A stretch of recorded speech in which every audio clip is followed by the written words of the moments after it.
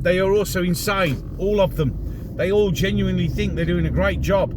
They think that everything is hunky-dory, that they're putting more money in our pockets. I mean, they are literally insane. We've all been lied to our own lives. Can't you bloody tell?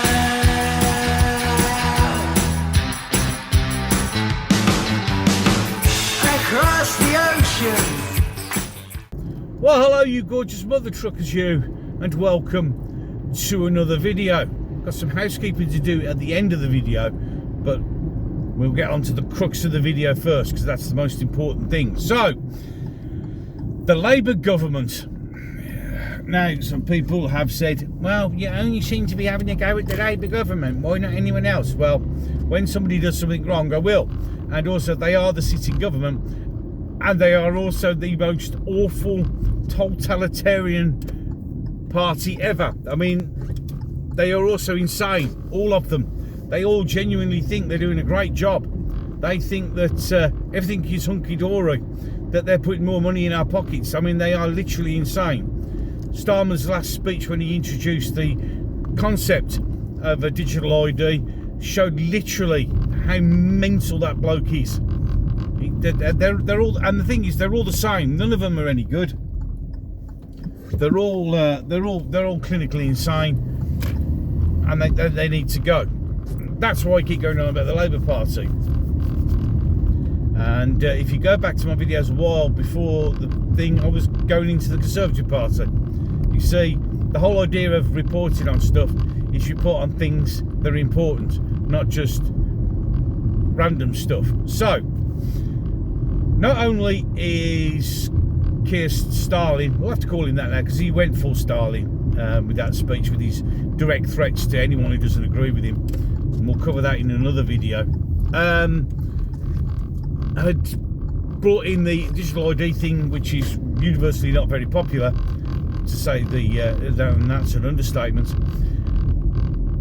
Rachel Reeves, the world's greatest mathematical genius, our highly skilled Chancellor, is now causing problems because of, well, they're all moaning they haven't got any money. That's right, all the departments are now in trouble because they can't afford stuff, and they're all basically on bended knee begging for finances for their departments, because there has to be cuts, because we started off with a £22 billion black hole that didn't really exist, and now we're at 30 billion, and it just keeps getting bigger and bigger, because we've now promised £1.6 billion to help Land Rover out after a cyber attack. Where this money is coming from, nobody knows. Well, actually, we do know. It's coming from our pockets and increasing this country's massive debt. So Rachel Reeves is now just basically saying, oh, we've got no money, and they're all going, well, we need stuff to run, and, well, I don't know. We'll have to see who gets cut and what gets cut, because it's blatantly obvious that we can't afford it. So we've got Keir Starmer being deluded. Now, clearly, there's a concerted effort by Andy Burnham to challenge for the leadership. And some people have said, but he's not an MP. Yeah, but there is a MP who is serving, who is over 70 or just coming up to 70.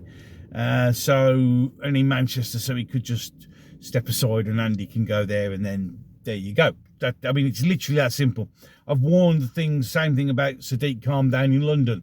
Sadiq Khan wants to, they'll just kick some poor candidate, elected MP out of his job, ill health or mental, whatever, any reason, kick them out, put them in there, and they become a member of parliament. Done. Without an election, which I think is great.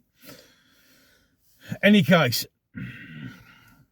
so he's under pressure now from what looks like a mounting leadership challenge. Rachel Reeves is presiding over, well, I wouldn't say presiding over, she's sitting there, what's his name now? There's a new guy in charge. I've forgot his name for the moment. It'll pop up on the screen. Bellend, Torsten Bell. There you go. Torsten. I remember Bellend. It comes straight to me. Torsten Bell. Now, he's actually a far left economist who wants to bring in all these ridiculous things. He's actually doing the budget. Rachel's kind of standing there going, I'm in charge. And basically what she is she will be the sacrificial lamb when the budget gets produced, which is not going to be popular. Keir Starmer will pretend to listen to the people and sack her, put Torsten Bell, who's in charge. And Torsten Bell and her other friend, his friend, I can't remember her name because I just can't. They want to introduce the pay by mile and all this sort of stuff. So they're overlooking, and that's why the budget, by the way, which again no one seems to be bothered about, is the fact it's supposed to have been in October. It's now late November, so it gets closer to Christmas, so we can get even more miserable earlier, or just before Christmas. Things like they are suggesting that we should drop national insurance contributions by 2p, which would be nice. Not a huge amount, but it would be nice. But then to raise income tax by 2p. A bit like we'll save the migration problem by every time we send a illegal migrant back, we get a legal one back the other way. So thus gaining nothing. So I think we all have to say, and I know we keep saying this, but it's obvious now that I said it a while ago, that the wheels are falling off Labour's wagon. They are, without doubt, the most unpopular party ever. Keir Starmer is now officially the most unpopular Prime Minister we've ever had. I think his approval rate is minus 66%. I mean, it's literally, you know, the dirt here has got a higher rating than him. The shit that drops out of my arse could probably do a better job. So it's all falling apart. How long will they last? How long will it stay together? I think Starmer, I've mentioned it before in a video called his Green Mile. He is technically a dead man walking. He will be replaced, I would say, New Year, maybe January, maybe before that, maybe before Christmas, a little extra Christmas bonus. Although, don't think that if he goes and we get Andy Burnham, that things are going to be absolutely wonderful, because they're not. Unless, of course, Andy Burnham does something amazing. Yeah. But, so don't think it's going to get better, but that would be a little bonus, I suppose, if that Dalek-sounding idiot. I mean, I did a video. There are some recorded videos coming out over the next few days, and he's an NPC. He can only repeat what's written on the script. He hasn't got any idea. You can't catch him off script very often, and when you do, he's just floundering. He has no idea. None of them do. There's a video coming up about Steve Reid, who's the housing minister, who does not know how many houses his department has built. He's going to go around and blame the Conservatives for that because of, well, it's because the Conservatives didn't get rid of the planning permissions, which is what they're going to do, which basically means places like this wonderful park, they could build houses on there if they really, really wanted to, and you wouldn't be able to stop them. So they're streamlining the planning process, which basically means stripping it down to practically no chance of an objection. And if you want to build houses there, build houses there. That's what's going to happen. And he's, you know, well, it's give people the chance to buy houses. The house builders have said houses are going to be expensive because the materials are expensive. So people aren't going to be able to afford to buy a house that you build. But what you will be able to do is, as Angela Rayner, his predecessor, said, every 5 out of 7 houses will be for immigrants. So you'll just build immigrant villages for them, won't you? Instead of a church, you'll build a mosque, probably. It's just, they're just insane. They're just insane. I don't know how long they can carry on this charade for before somebody somewhere decides to actually do something about it. Right. Don't forget to sign the digital ID petition. Very, very important. Now I've finished all the bit about the video. You can go now if you don't want to watch the housekeeping bit, because there is a bit of housekeeping. Right then, the first bit of housekeeping is welcome to all the brand new subscribers. My digital ID video's done quite well, and I've gained a few more subscribers, so welcome. Thank you for coming. Thanks for joining. Thanks for subscribing. It's much appreciated.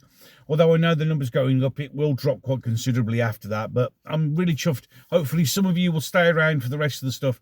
There's more stuff, plenty of stuff for you to catch up on the channel. I do a lot of videos. I just do. I just like to talk about this sort of stuff. So thank you. Welcome. And I hope you enjoy everything. And yeah, it's awesome to have you here. The other thing is, one of the people commented on the videos I'm doing, the block recording videos, not anything that I'm covering. The outrage was because I was wearing a Foo Fighters t-shirt because of what they did in the scamdemic. Look, it's a t-shirt, okay? And I still like the band's music. Just because they're a bunch of arseholes during the scamdemic, which, to be fair, so were many people. And many people who were dickheads during the scamdemic are now being dickheads over Gaza. It's not going to stop me listening to their music because clearly, unlike many people, I can separate the music or their film performance from the dickhead. Yeah, it's as simple as that. You know, as a person, I don't like their particular views, but I'm in, you know, free speech. Remember, ladies and gentlemen, whether you like it or not, they have the right to say these things and we should defend that. It is what it is. So, if all that you've got to moan about is the fact that I'm wearing a t-shirt, which is a perfectly good t-shirt, which I'm not going to throw away because it's a waste and it could damage the environment. But in any case, I'm not going to do that. But if that's offending you, it's like I did have a little Arnie's doing an intro, and people got really upset about that because of what Arnie said about the scamdemic during the scamdemic. They all did it. So you're not going to listen to anyone, watch anyone's films, throw away all your stuff. Because if that's what you're doing, you need to really give your head a wobble, okay? It's a band. I like the band. I like the music. I don't particularly like them their particular views on certain things individually. But I can separate the two. Because it's a bit stupid, isn't it, really? It really is.